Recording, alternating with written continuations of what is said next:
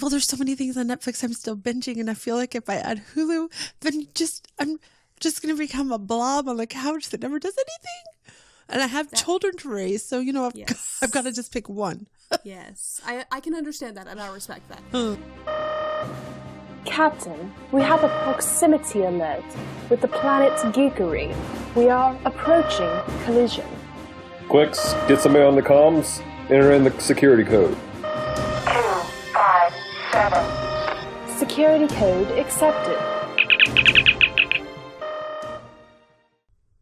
Hello, devoted geeks, and welcome to episode 36 of Comm Talk, the podcast extension of Geek Devotions, the YouTube show from a couple of devoted geeks that are devoted to letting people know that they are loved. I am Celeste, and with me is... Kristy Ruiz. Woo-hoo! I don't know why I give you my last name, but now you know everything about me. Look me up. No, I'm just kidding. Not everything. Not everything. Kristy is a dear friend of ours. Her husband and another dear friend of ours run the Retro Rewind podcast, and I have to say it slow because I cannot say it. I can say Raxacorophalabatorius just fine. Yes. Cannot say Retro Rewind podcast without saying it slow. It is a little bit of a mouthful. It is. At our house, we just refer to it as Retro or Francisco and Paul. Oh, yes. As you listen to this podcast, please interact with us. Send us your thoughts on what we're saying via Facebook, Twitter, and Instagram. You can find us by simply looking up Geek Devotions. Do us a favor and leave a review on iTunes. Please interact with us on our social medias, and perhaps you can be our devoted geek of the month. So, let's see, we're going to be doing different topics, just like we've been doing with all of our other Ladies of Geekdom podcasts. So we're going to be talking about being a geeky girl / mom, because Kristy is a geeky mom and she is raising geeky children, and that is super, super special. I assume you're raising geeky children. Yes, eventually, as soon as they get old enough to understand such things. Although, to be fair, my daughter, who is almost 6, does recognize Doctor Who. So that's important. Those are life skills. Yes, that need to happen. And Darth Vader. Yes, because everyone needs to know who Darth Vader is. Exactly. Okay, so then we're going to talk about geeky girl stereotypes. Have you run into them? And if you have, in what way? Then we're going to take a quick commercial break, and we're going to go into what we're geeking out about now, and then we're going to tell you how to find Kristy, if you so desire, or her husband and Paul J. Powers, the Master Interrupter. So, as you can tell, my tongue got wrapped around my teeth right there, and I couldn't see what I was saying. Oh my gosh, that's the best joke. Oh, I've had that one since I was like 6. Oh yeah, I think my dad must have told me that joke. I've heard it before, but I'd forgotten until you reminded me. Oh, it took me forever to be able to say it without getting my tongue tied. Okay. Which is ironic considering what it's saying. Slightly. Just slightly. Just a bit. Just a tiny bit. Just a tiny, tiny bit. There must be a system. Oh, Lord. Do you watch? There's a show. This is, guys, we're sorry. This is going to be the randomness of Kristy and Celeste tonight. There is a show on Hulu called Outnumbered. And there's this little girl. Have you watched it? I don't have Hulu yet. I know. Well, there's so many things on Netflix I'm still binging, and I feel like if I add Hulu, then I'm just going to become a blob on the couch that never does anything. And I have children to raise, so I've got to just pick one. Yes, I can understand that, and I respect that. So there's this show called Outnumbered, and it's a British, like, during your day, like, everyday comedy. It's a family drama, I guess. Oh, no, now, but I really want to watch it now. Family drama comedy. You can watch some of it on YouTube. Okay. But there's this little girl, and she is very literal, and very curious, and very much smarter than her age. Nice. So something happens and she ends up going to the ER and they have to give her a tetanus shot. So the nurse goes, well, is it going to hurt? And the nurse goes, well, it'll only hurt a tiny little bit, which is why I thought you'd seen it, because it was almost exactly word for word.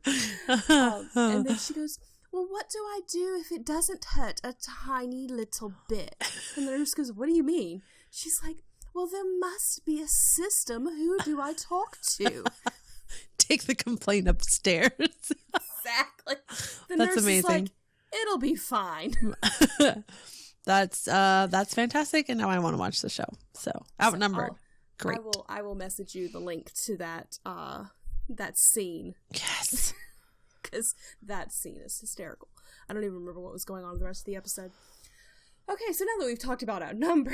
Yes. So Let the list run on. The list. There must be a list. Oh my gosh. We could just keep going. We could. We really could. Being a geeky girl and a mom. So I'm a geeky girl, but I am not a mom. And I'm not a mom of geeks yet. One day, but not anytime soon. That's your little caveat. That's my Do not ask.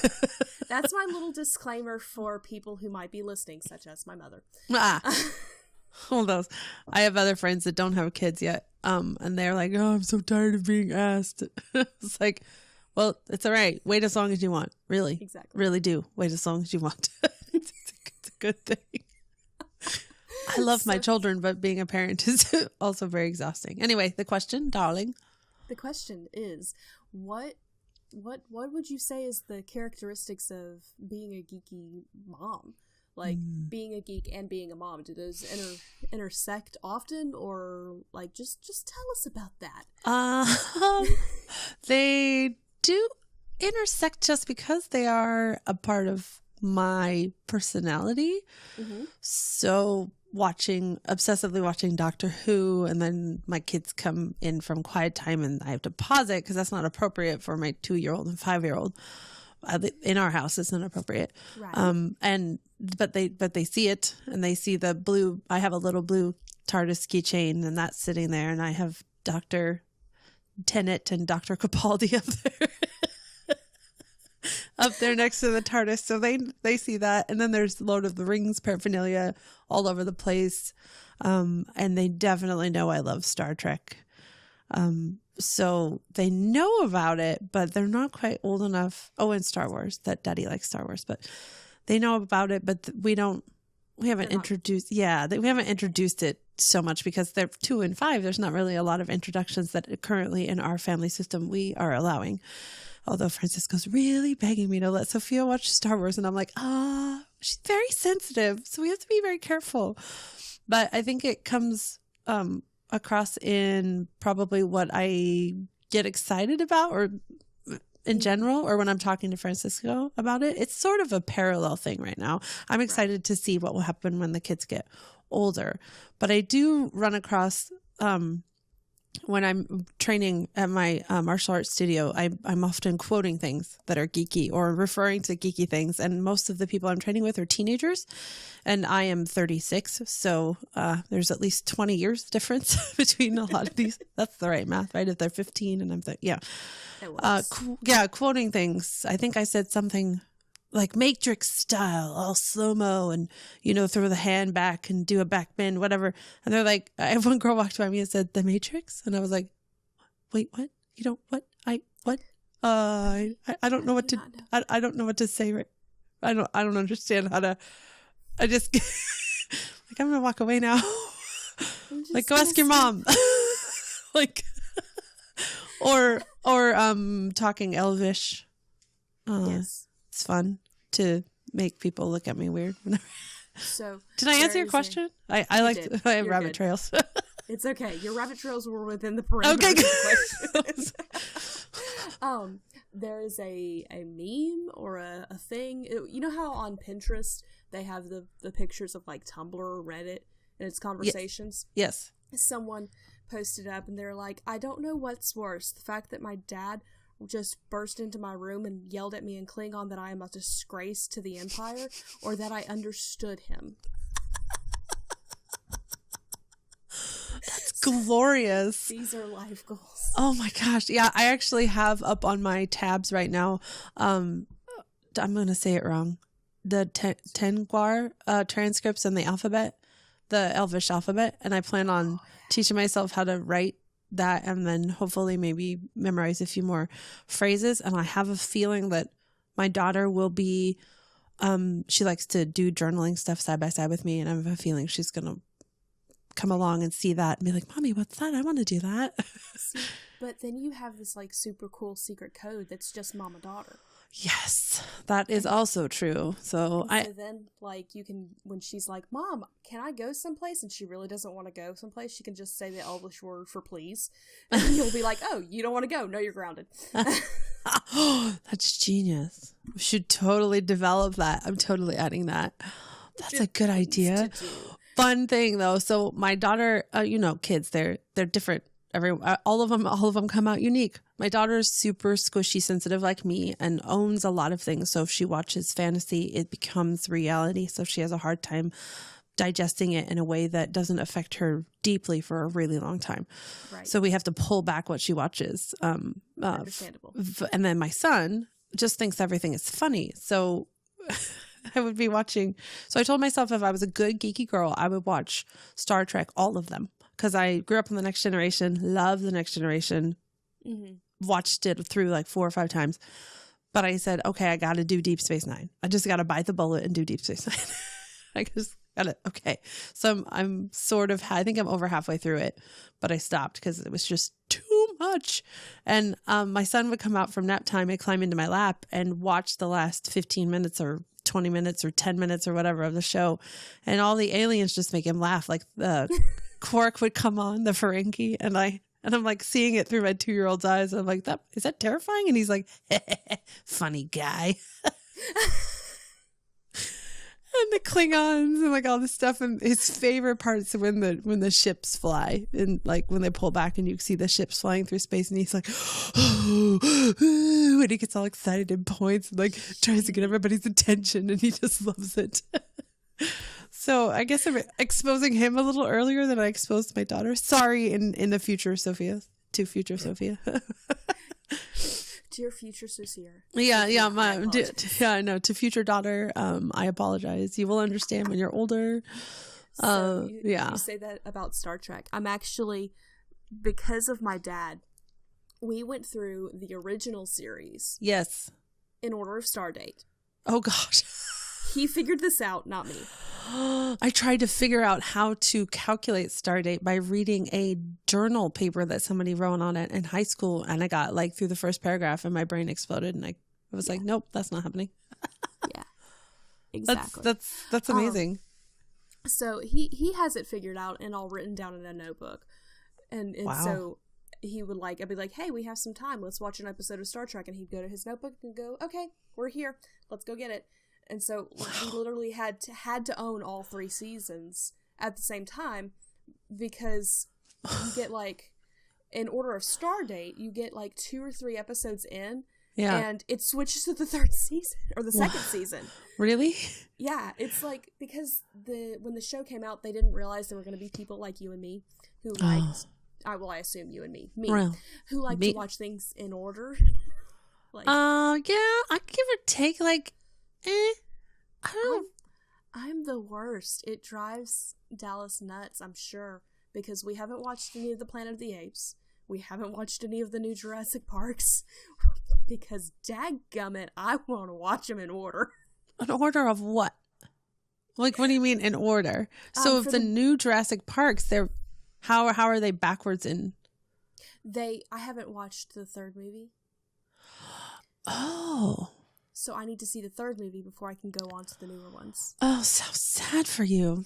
I obsessively love those movies, that movie franchise. I don't even care how bad the 2nd, 3rd one was. Who cares to all of you who said so? No, I loved them. I love them all. I got a little tear in my eye when Jurassic World trailer came out, and I was like, I'm so excited. Anyway, yes, Stardate. So you watched them all. So we watched them all in order. So I'm going through and watching Next Generation now. By Stardate?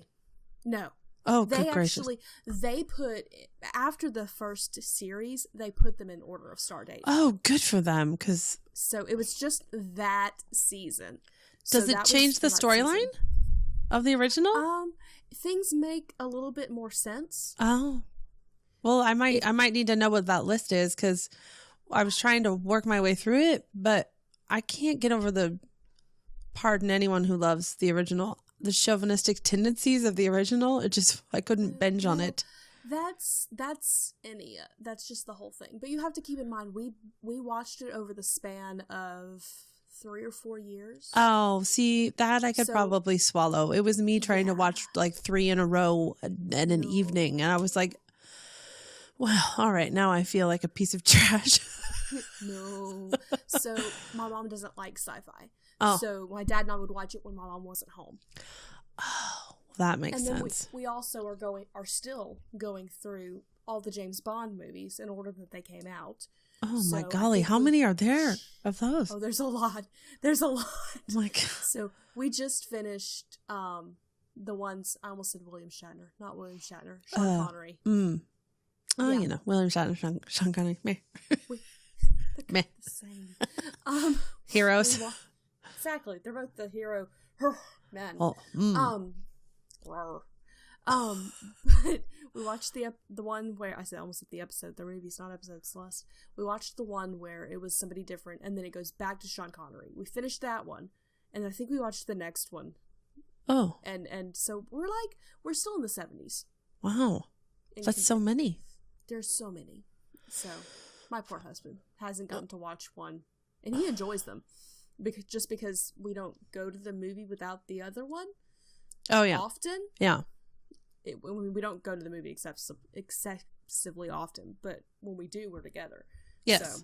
Yeah, we don't go that often for babysitting reasons, but because it's also expensive, and it's good to go for blockbusters, like big movies that have awesome soundtracks.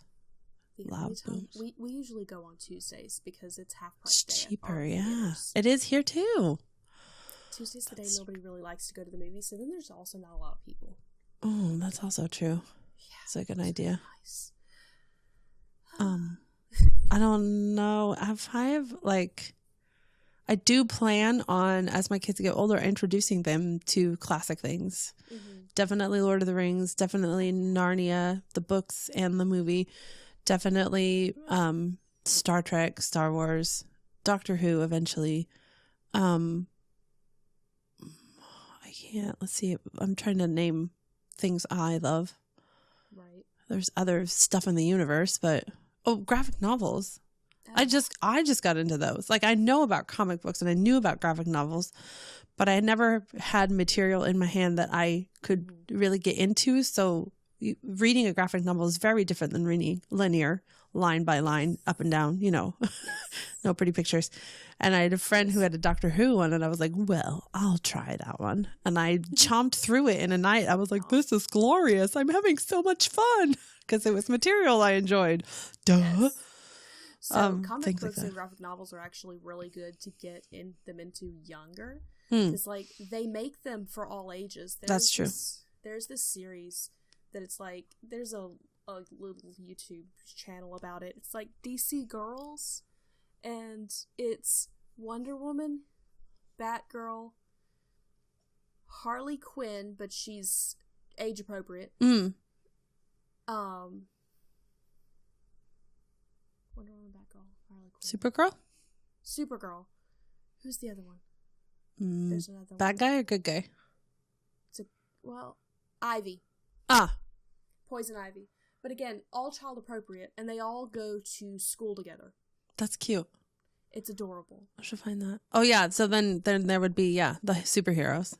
I only recently got Batman has always been I can always remember Batman being a favorite, but I've only recently gotten into the Marvel DC universe, being married to a geeky guy. It got introduced to Firefly, thus Serenity, and then a lot of the more superhero stuff. I did watch the original Spider-Man with Tobey Maguire. What is that? The first one out of 4 iterations. I don't even know. I think everyone watched that one. Well, that was the first. Wasn't that one of the first big superhero movies to come out? Or was X-Men? Yeah. It and X-Men came out around the same time. Yeah, and Wolverine. Wolverine. I love a good X-Men movie, but Wolverine. Anyway, it's all those things. Like I feel like even if they don't age very well, which I think they'll age okay, I'm still gonna force at least one of my kids. I don't know if I'm hoping they'll enjoy something out of that. Maybe. Oh, I'm sure they will. Always a hope. It'll be a matter of growing up around it. Yeah. Well, yeah, that's true, actually. No, that's a good point because it's always been around, so it'll be familiar. And as you get older, things that are familiar, you're more likely to interact with because it recalls something. Oh, I remember when I was younger. And I'm comforting. Yeah, and I'm hoping that as the kids get older, we'll continue to develop a good relationship, and it won't end up being like stereotypical relationship as kids get older. I really do. Like, I want to foster more, and also hope for a more healthy relationship amongst the turmoil that comes with growing up. Right. Thus having moments where we can spend geeky moments together as a family. Exactly. I think that's special. At Klingon at your daughter. Yeah, right? I think that would be fun. Although I'm not sure. I think I want to learn Elvish before I learn Klingon. I feel like it's like Elvish is like French and Klingon is like German. Like that's if you were to class the types of fantasy languages. Yeah, I would have to say that. Elvish is a very romantic sounding language. It like slips off your tongue. Yes, I think go ahead. No. Well, whereas Klingon is like. I know, he just sort of like flies out of your mouth like giant loogies. Yes, exactly. Either that, or you're just trying to spit up the words. You just have to toss them out of your mouth. Like that's how Klingon is spoken. You just like they're tossed out. Whereas like Elvish, you just open your mouth and they fall out like a silk scarf. Yes. Which is kind of gross if you think about it. I know. It actually reminds me of a line from The Matrix, but I don't want to say it. Okay. Moving on. Anyway, yeah, that's not appropriate. Anybody else who loves The Matrix will know exactly what I'm talking about. Yeah, moving on. So, Geeky Girl Stereotypes. Have you ever run into any of them? That was a question. I was like, when you first asked me that question, I was like, wait, what does that even mean? So I think that I probably have, but sometimes I interact with the world in a very wide-eyed, trusting, everyone is my friend sort of way. So running into any stereotype, I don't even think I recognize it as such most of the time. Maybe like hindsight's 2020, so I might thinking about it. It's the stereotypes I've run into are how people respond to my geekiness in a less than friendly manner. Like an eye roll and of course, or oh, you're a nerd, or nerd love. They were teasing Francisco and I because when he proposed to me, he said he loved me in Elvish, Imelafle. And they were like, oh, nerd love, you guys should get like matching license plates. And that's funny, but also, come on, like, were you meaning that in a loving way or were you meaning that in a mean way? I'm not sure if that counts as a stereotype, but I run into people that don't share the same intense excitement for Doctor Who or whatever, Star Trek, or oh my gosh, Riker was a babe. I was like, shut up, Wesley. Like, just where you start randomly quoting things and your people's reactions are more negative. I don't necessarily present as a stereotype unless I open my mouth and present myself that way. Like I'm more chameleon. But I can fit it anywhere. Right. Well, maybe I did dress up as much like Legolas as I could for the opening of Return of the King. Also, I wore brown pants and a green shirt and the one ring around my neck and had my hair braided just like him. Nice. I had a friend who, and this was before, so a lot of my geekiness came from my dad introducing me to things. Not that it was kind of like you said, it's exposure, but not that it wasn't something I wouldn't be into. It was a matter of him talking to me and going, okay, you would like this. And there were some things that were misses, but for the most part, my early getting into stuff was mostly him. But a friend of mine introduced me to Lord of the Rings, just as a side note. But the same friend when episode 2 came out for Star Wars, walked around with a Padawan braid for like a year. Wow. That's like, dedication right there. She had like the braid. For those of you who can't see me, I just motioned for the left section of my head because that is where the Padawans wear the braids. Because I know this.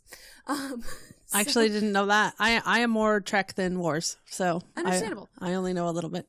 I do both.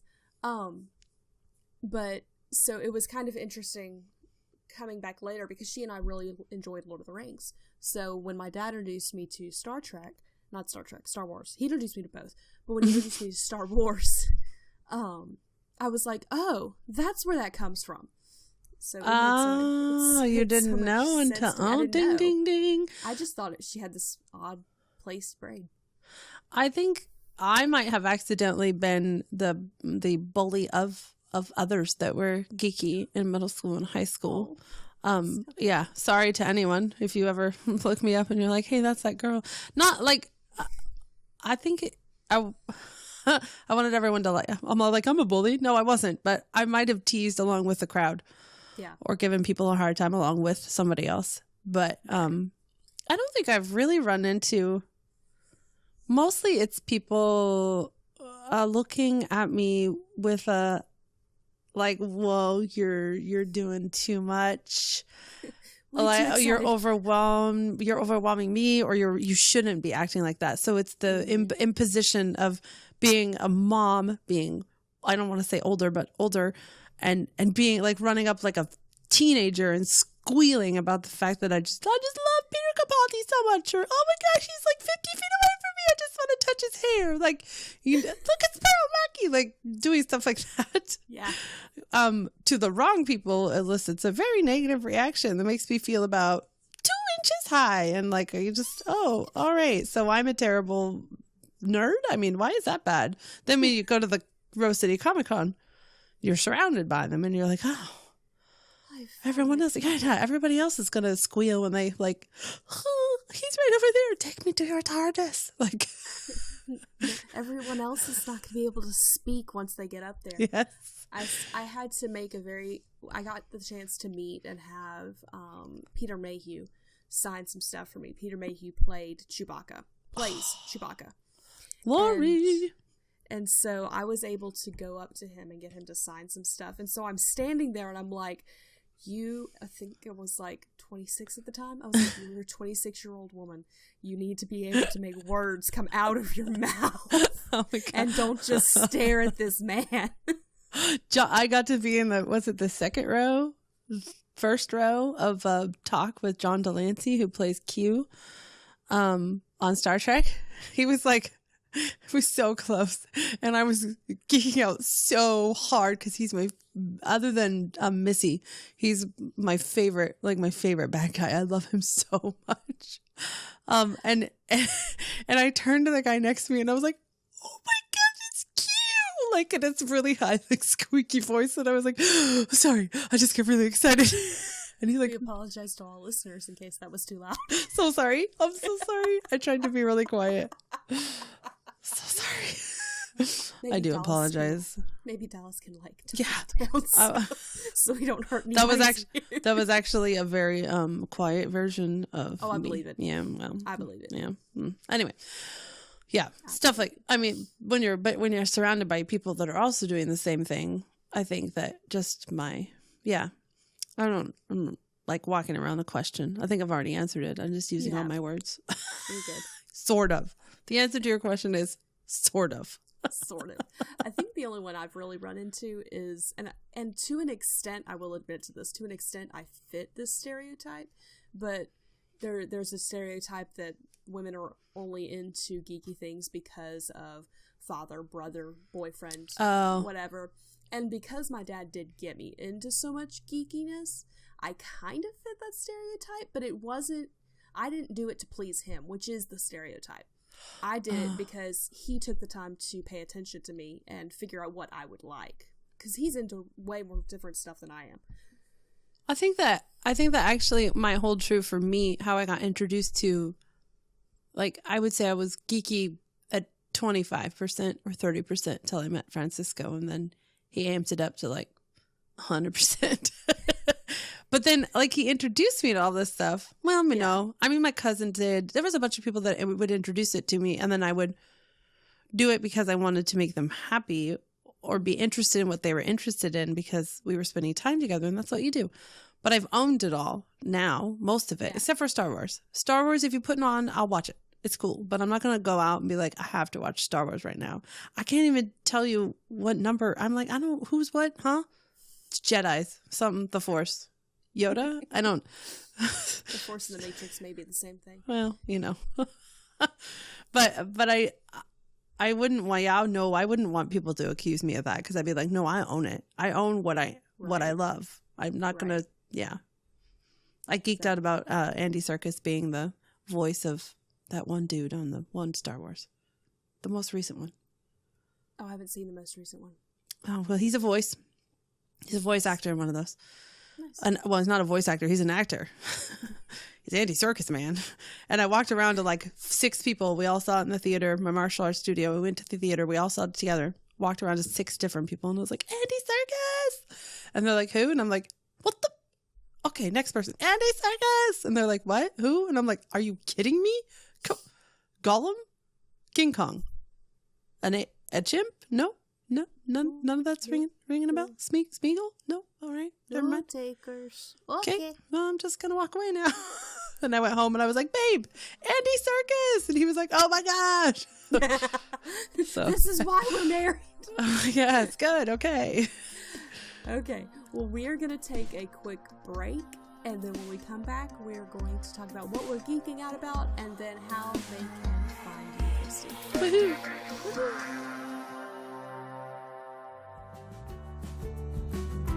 Are you a new business or ministry and need help getting your message out? Are you a budding artist who needs help sharing your passion with the world? Need help creating a social media presence that's impactful and represents who you are, but can't afford to have someone else run it for you all the time? One of my passions is to help people establish a social media presence so they can reach others with a message that encourages and changes lives. Not only do I want to help you create it, but I want to give you the skills so that you can maintain and grow your online presence. I offer a variety of services from graphic design to creating a social media campaign to consultation. If you're interested in my help, email me at geekdevotions@gmail.com. I look forward to hearing from you. Okay, and we are back. So that was a fun little break. Yes, I enjoyed it. So, what are you geeking out about right now? Like, what are you into? If you want, I can go first on this question. Sure. Just because that sometimes helps. I have my answers prepared. Oh, good. I should have done that. That's okay. I have had 2 other episodes to know that 3 other episodes to know what I was. It's good. So I'm actually geeking out about 2 different things right now. The way I've been going through Next Generation is I'll watch about a season and then I'll stop. And then I'll watch about a season and I'll stop. Because if I watch more than that, I get tired of it. I'm like, I gotta take a break. Yeah, I totally understand. Just because it's so dry, I have to break it up. Yes. Usually I break it up with my British stuff. Yes. Glory. So good. But, so I just picked it back up. I had tried to power through season 5 after finishing season 4, and I got about halfway through, and then I was like, nope, taking a break. So the last several days I've been watching an episode or 2 of that. Also, I'm going through Buffy the Vampire Slayer. I have never seen that. I haven't either. And so it's very intriguing because it's the 90s and early 2000s. Oh, yes. Special effects makeup in the 90s and early 2000s. And the clothes and the makeup in general. Well, I like the clothes. Yeah, I remember. Well, that was high school, college, you know? That was good days. For me, that was childhood. So that was like the cool people. Yes. Like, I have a friend that I'm now understanding so much better because she was absolutely in love with Angel Oh, and then she Angel. was absolutely in love with Spike. Oh, like, yes. Like, completely in love. Like, if they had shown up at her house, she would have died of a heart attack. Does she? Heart That's funny. stopped. Oh my goodness. So it's interesting because I'm understanding her better, because I'm like, oh, that's what she was talking about. And it's kind of sad at the same time because we're not close, but it's definitely interesting. So, and then I just started a new book. I'm like a chapter and a half in. What is it called? Ooh, let me look that up. Okay, so the book is called The Heist. It is written by, I'm going to butcher this, Janet Ivanovich. Oh, She's the one no, who I've wrote heard of One that. for the Money. Uh-huh. And I'm intrigued. Like, I've been going through this phase where I read a lot. And I've been going through this phase where I've been really having a hard time getting into a book. Yes. And part of it's just because, I binged several books and did nothing but read for a good 3 or 4 months. And wow. normally I try to break it up and do other things. It's probably healthy. Well, I say do other things. I went to work. We paid bills. Okay. Things like that happen. Had conversations with people. Had conversations with people sometimes. But when I get obsessed with a book, that pretty much takes up all of my time, my downtime. And so because it took up most of my downtime for a good portion of time, I'm been having a hard time getting into a book, just a leisurely book, I'm going to read this and be done. And so I think this one's actually going to pull me in.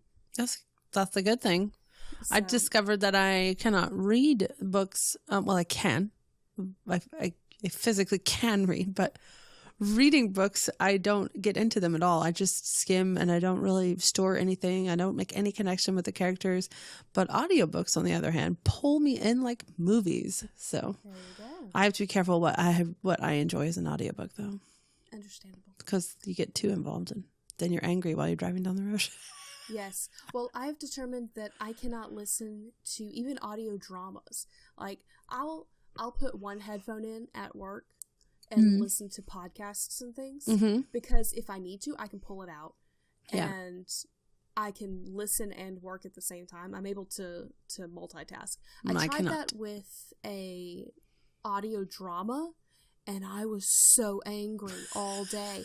And part of it was, it was a Doctor Who story, so it was really intense. I was really interested into it. Big Finish Studios?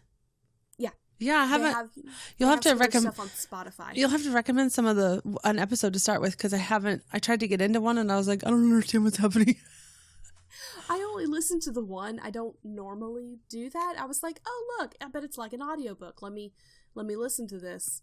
And I was so agitated and angry all day, and then I realized it was because the story was so on edge that I couldn't process working, and what was happening in the story was making me anxious. And then I was having to deal with people. For those of you who don't know, I work in a lab, and I am the first person that most people see, and not everyone is at their mental best when they come in. And I tried to be kind and understand that they don't feel well, they don't want to be there, they're scared. I try to understand that, but some days it just aggravates me. So it was working with people. It was one of those days where it was just, I would have been aggravated anyway, but I was just over the top aggravated because of what was going on in the story. So I stopped doing that. Probably a good idea. Like, stick to wait, don't tell me. went through about a good 2/3 of the story, and then went, oh my god, I know what's going on, and I turned it off. I was like, Lord, help calm me down. So I know, right? I'm like, dear Jesus, I need some calm right now. We need your presence. Right. Something. Because homicide's a sin. And thinking about homicide's a sin. Oh my goodness. That could preach. Yeah. That's just, don't derail the train. These are the thoughts that go through my head. It's all right. I have dozens of terrible thoughts that go through my head. And nice thoughts. Thankful thoughts. Fuzzy thoughts. Not so fuzzy thoughts. Anyway. I would imagine the fuzzy ones get stuck. Jeez.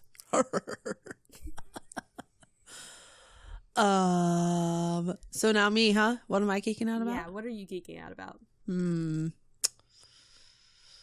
Well, let's see. I geek out about a lot of things. If you ever, well, you may not know me because this is my first time on your podcast, but I don't have one favorite of very much anything. It is the second time. Oh, you're right. It is the second time.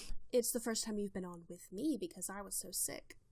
Oh, the last time. That's sad. I threw a fit because I was so upset, and then I got over it, and I felt embarrassed because I was like 5. It happens. I don't deal well with change, last minute change, so. That's understandable. Trust me, I felt horrible about it as well. I had gone to the doctor and gotten one of my yearly shots and had a reaction to it. Oh no! That's so terrible. It was bad, and I felt horrible. My gosh. Like, up until the last second, I was like, I can do it. And Dallas is like, you're falling asleep in the chair. Go lay down. Oh my gosh, that sounds terrible. Well, it's not nice.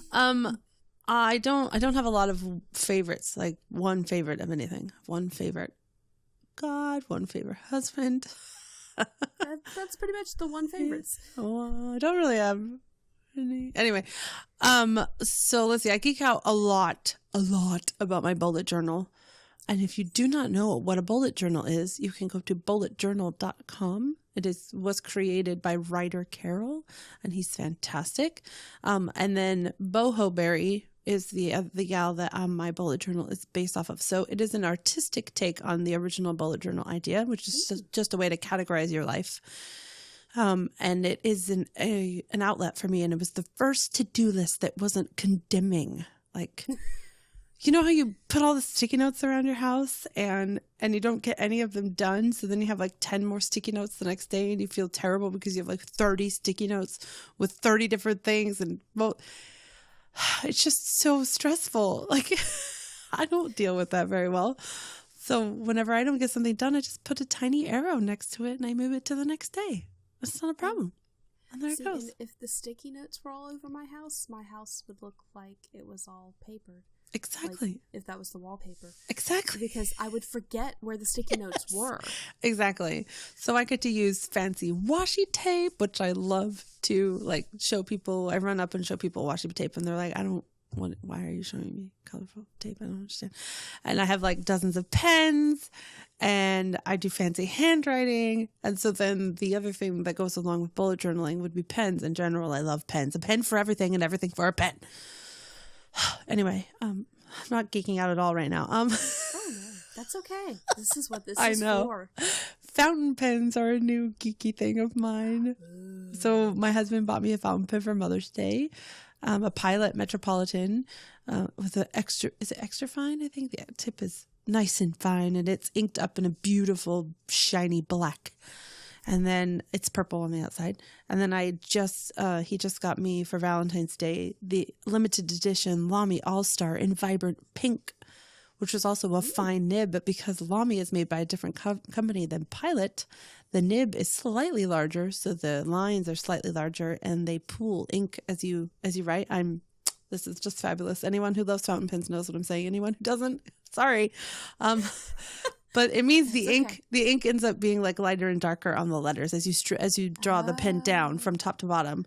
So you get a gradient effect. Yeah, sort of like that. And you can buy inks that are shimmery and have different textures or like colors, and it sort of looks like different textures, and bigger nibs, which is the end of the pen, thus making more ink come out and having more pooling at the bottom. So your letters look different colors, sort of.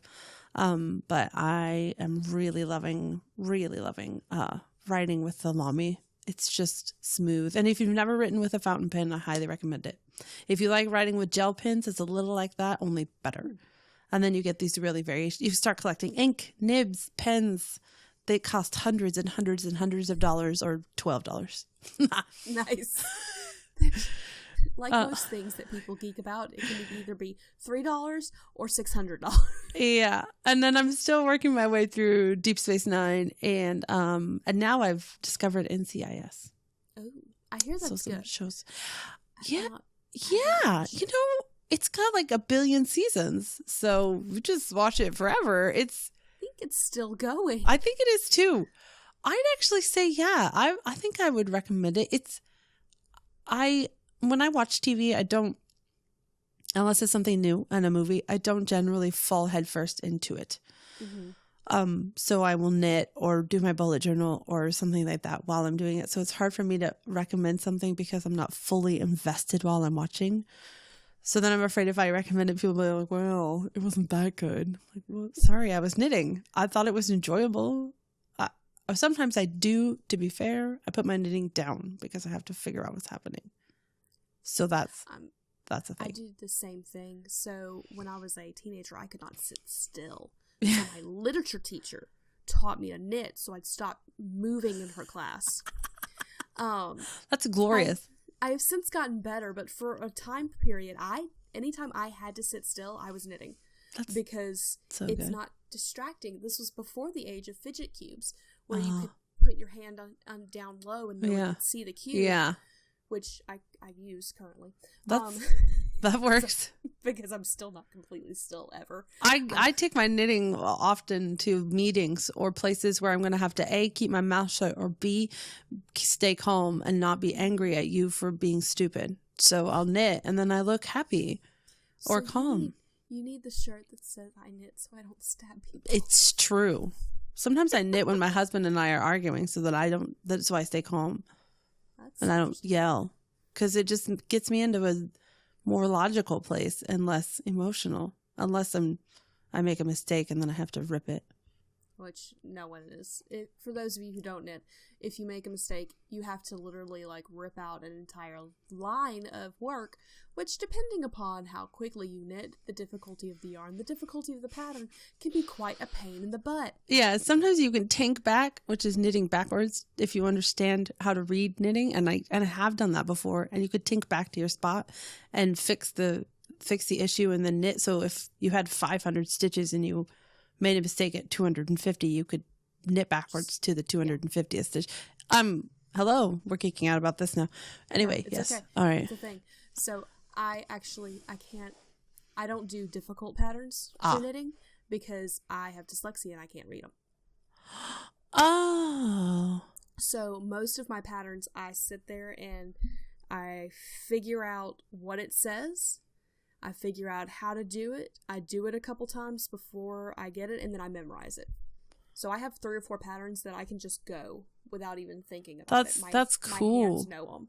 No, that's cool. I should just we should get online sometime on video chat, and I should show you a new one that you can memorize so you can see it done in action. So then you don't have to read it. Then you can memorize it, and then you'll have a new one to add to your repertoire. Then I would. So I also incidentally knit backwards because I learned by watching. You knit really? Okay, so that's interesting. Do you throw or pick? Do you wrap the yarn around or do you tuck it? Do you grab the yarn with the needle? I do both. Okay, yes, I do too. It depends on what I'm doing. Yes, because I've learned one is stretchier than the other. So if I'm attempting a hat, I do the one that's stretchier. I can't interesting. Which one it is right now because the hat needs to stretch because I have a lot of hair. Well, yeah. So, I'm jealous of your luscious locks of hair.